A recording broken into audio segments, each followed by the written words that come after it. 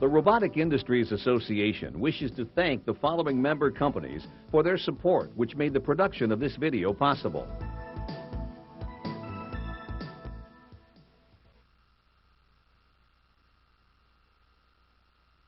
Though each is individually different, all robot systems share one common characteristic. Each can be a potential hazard for the personnel who operate, teach, or maintain it. Robots usually improve safety in the manufacturing environment because they remove humans from the need to perform dangerous tasks under hazardous conditions. However, robots can still cause serious injury if the personnel are improperly guarded or otherwise unaware of the potential hazards.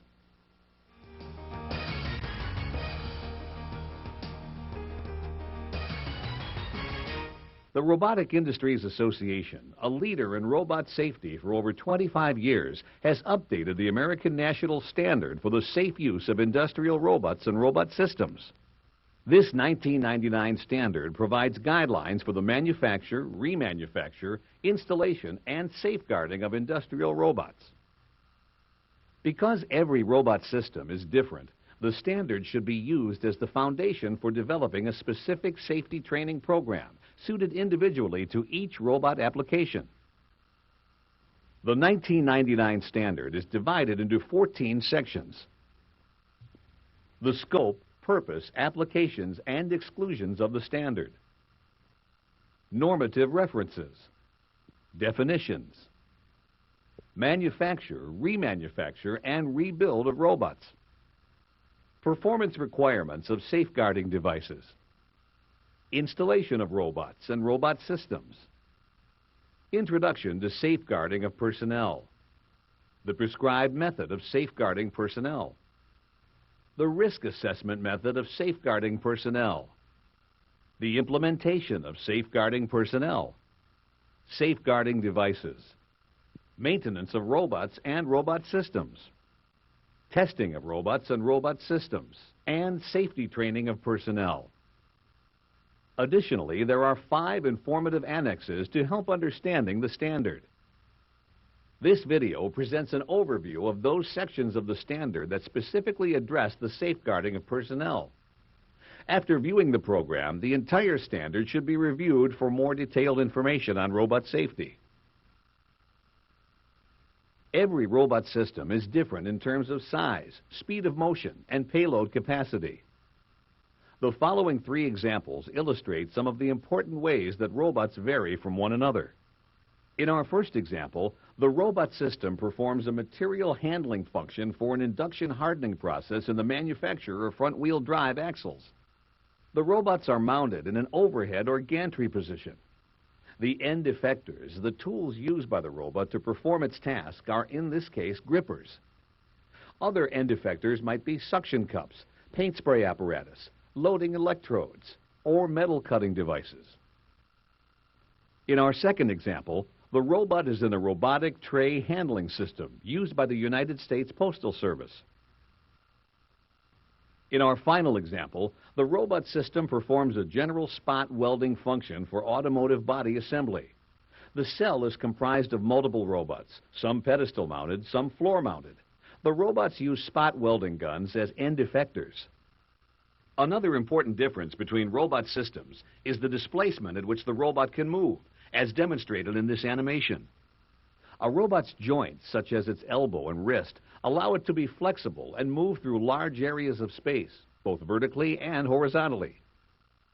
When fully extended, this robot can move in an almost complete circle. The total space within which the robot can move is called its maximum space, shown here in tan. If a limiting device has been installed, the robot's movement for a particular application may be restricted to a smaller area, called the restricted space, shown here in blue. A limiting device restricts the robot's maximum space by stopping all robot motion independently of the control and application programs. Restricted space may change if the robot is installed in a different application and with different limiting devices. The robot performs its function within an even smaller space, called the operating space, shown here in purple. Again, the operating space can change if the robot is reprogrammed to perform a different task. Application, configuration, and space are just some of the ways in which robot systems can differ.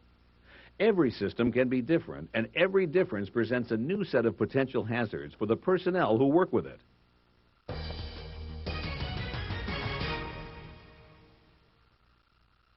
Anyone manufacturing or remanufacturing a robot is required to uphold the safety of the future personnel who will be working on their robot.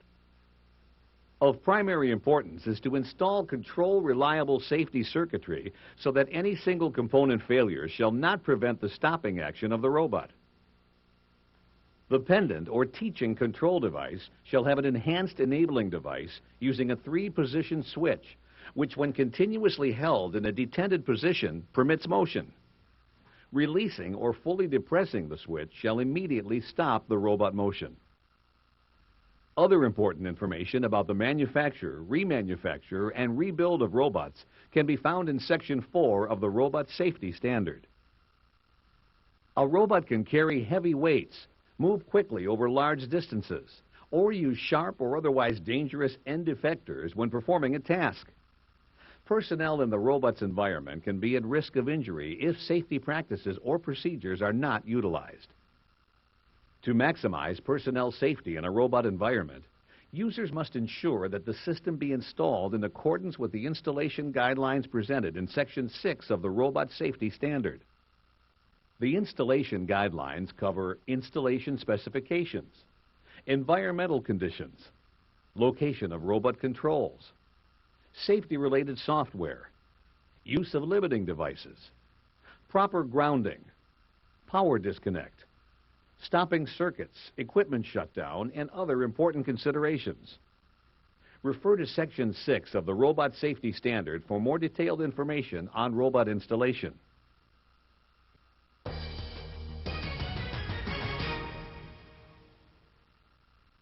Personnel safety continues after robot installation by selecting a safeguarding method. The required safeguards per Section 8 are installed in accordance with Section 10. Or, per Section 9, a comprehensive risk assessment conducted to define appropriate safeguards and installed in accordance with Section 10. The prescribed safeguarding of personnel requires devices to prevent access to or stop the hazards without a deliberate action by the affected personnel. Prescribed safeguards are either mechanical devices or operating procedures used while the robot is in operation. The restricted space shall be established by installing limiting devices. Implementing safeguards requires safety circuitry limiting robot motion through mechanical limiting devices, like this hard stop shown here. There may also be non-mechanical limiting devices like this electromechanical limit switch, or others such as relays or blocking valves. Electrically integrated dynamic limiting devices may also be utilized, such as light curtains or control-activated retractable hard stops. Protection of personnel outside the restricted space shall be ensured by perimeter guarding, which establishes the safeguarded space by preventing access by interlock barriers and/or presence-sensing safeguarding devices. Here, an arc welding robot behind flash curtains is fed by a turntable. This system features prescribed safeguard devices, including presence sensing devices and barriers. There are several different presence sensing devices, including light curtains and safety match systems. A presence sensing device stops the motion of a robot if personnel enter the work cell. The motion cannot be restarted without deliberate activation. Barriers ensure that personnel cannot circumvent the device and reach the hazard without being detected. In this application, a high fence serves as a barrier.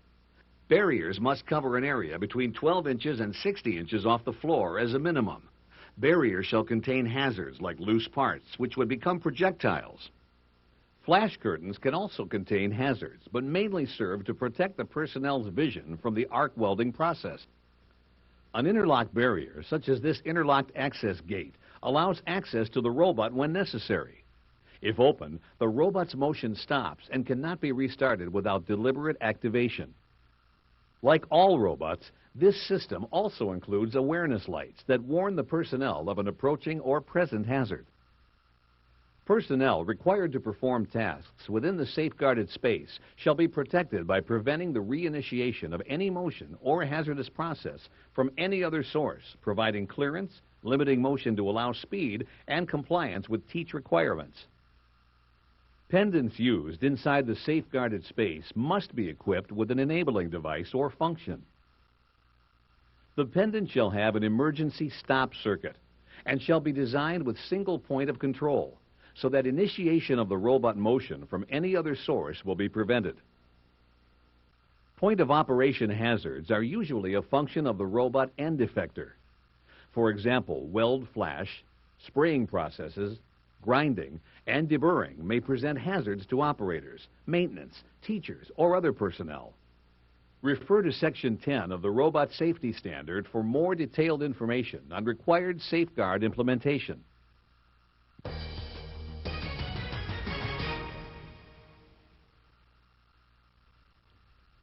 To determine which safeguards are appropriate for an individual robot system, users may elect to perform a risk assessment in accordance with Section 9 of the Robot Safety Standard.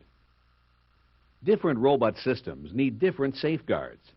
A risk assessment requires that the robot user consider the anticipated tasks associated with a particular application. Potential hazards are then matched to each task and assigned risk reduction values based on a decision matrix. Appropriate safeguards are selected based on the level of risk reduction necessary and then validated. For instance, a risk assessment for this robot considers that a normal task would be clearing machine jams. System fault. Cell requires attention. And the hazard to this task would be the potential robot motion. Interlock barrier guards would be a typical safeguard protection for personnel. The personnel who will be assigned to teach and operate the robot application will have sufficient training to safely perform their assigned tasks. By performing a risk assessment per Section 9 of the Robot Safety Standard, the robot user is able to carefully evaluate the hazards of this particular system before determining safeguards which will ensure maximum personnel safety when implemented in accordance with Section 10 of the Robot Safety Standard.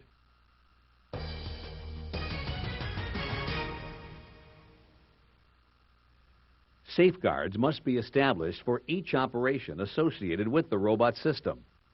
These include teaching, operating, attended program verification, and maintenance. Teachers are those personnel who, as part of their job responsibility, provide the robot with a specific set of instructions necessary for the robot to perform its task. Teachers must become familiar with a particular robot and the manufacturer's recommended teaching procedures. Before beginning teaching procedures, the teacher must visually inspect the robot and its safeguard space to ensure that there are no existing conditions which may present hazards. He or she should check the emergency stop and the enabling device of the pendant to be certain that they are functioning correctly. In addition, the manufacturer has introduced measures to alert the teacher and require a response prior to the robot passing through or correcting for a singularity. Any malfunction must be repaired before teaching continues. The teacher must also verify that all necessary safeguards are in place. During the teach mode, the robot must be entirely under the teacher's control, that is, single point of control. It must operate under slow speed, less than 250 millimeters per second. The emergency stops must remain functional, and if movement of the surrounding equipment could create a hazard, those movements must also be under the teacher's control. Additional personnel entering the restricted space during teaching must have their own motion enabling device. Finally, the teacher must exit the workspace before automatic operation is initiated.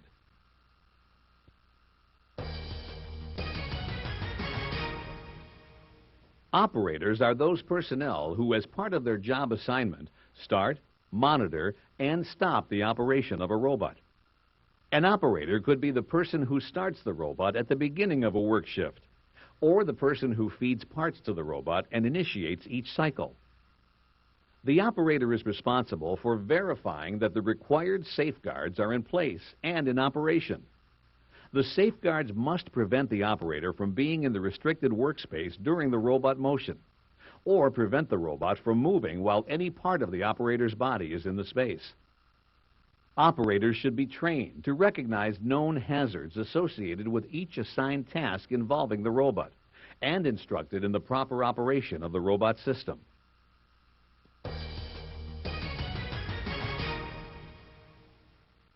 Some robot applications require that personnel be in or near the restricted space while the robot is being checked that its programmed task is being performed correctly. This is referred to as attended program verification. Personnel assigned to perform APV have specific responsibilities directed to ensure their safety. Those working with a robot under attended program verification must have single point of control of the robot system. Initial application of drive power must be at slow speed, so that the operator would have sufficient time to either withdraw from the hazardous motion or stop the robot. The operator can then step up the robot speed to check for proper path following. All emergency stop devices must remain functional, and the operator must have sole control of the movement of other equipment in the restricted space. During attended program verification, the system must have specific capabilities which are presented in Section 10 of the Robot Safety Standard.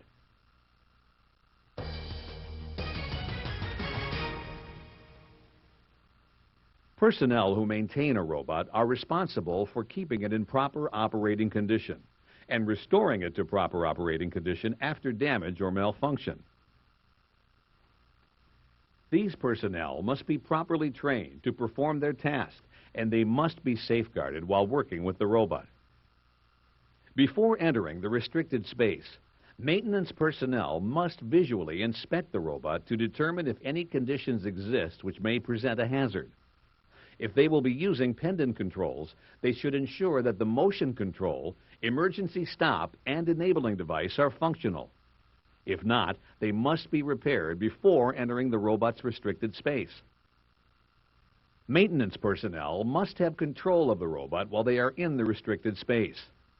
Control of the robot must be removed from automatic mode. He or she must have single point of control of the robot, as well as control of the movement of all other equipment that may present a hazard in the restricted space. All emergency stop devices must remain functional.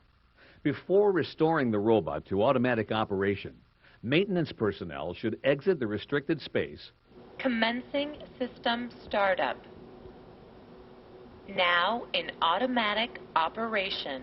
Restore the safeguards that are required for automatic operation, and initiate a deliberate startup procedure.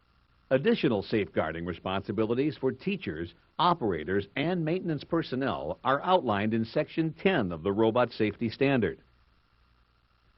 The Robot Safety Standard contains more detailed guidelines that should be applied to each industrial robot or robot system.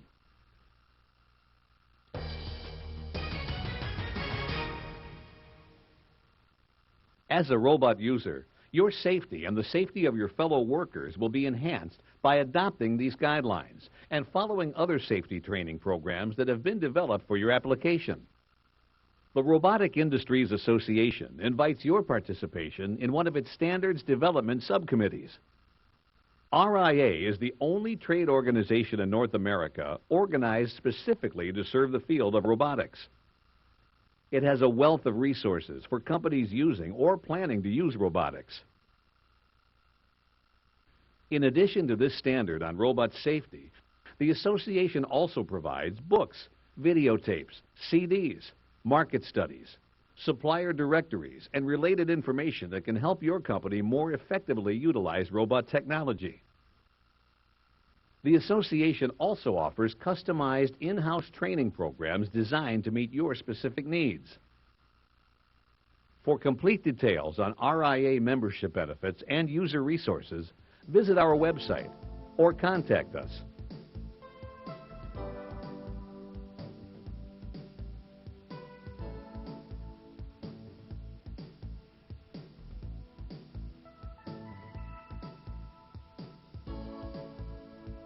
The Robotic Industries Association wishes to thank the following member companies for their support, which made the production of this video possible. Adept Technology Incorporated, Advanced Research and Robotics Incorporated, ATS Robotics and Controls, Automated Concepts Incorporated, Banner Engineering Corporation, Bircher America Incorporated, Castell Interlocks Incorporated, CIM Systems Robotics, CIS Robotics, Classic Advanced Development Systems Incorporated, Columbia Okura LLC, Dyhen Incorporated, Flexicell Flexible Packaging Cells, General Motors Corporation, Genesis Systems Group, Honeywell Sensing and Control Industrial Safety Products, KUKA Robotics Corporation, Larco, Motoman Incorporated, Nachi Robotic Systems Incorporated, NCC Electronics, Panasonic Factory Automation Company, Phoenix Wirecloth Incorporated, Hills Automation Safety LP, Ram Center Incorporated, Rixan Associates Incorporated, Robotic Workspace Technologies Incorporated, Staubli, Tape Switch Corporation, Triad Controls, Twico Robotics, Wirecrafters Incorporated, Wright Industries Incorporated. We also want to thank the following companies for their assistance in this production.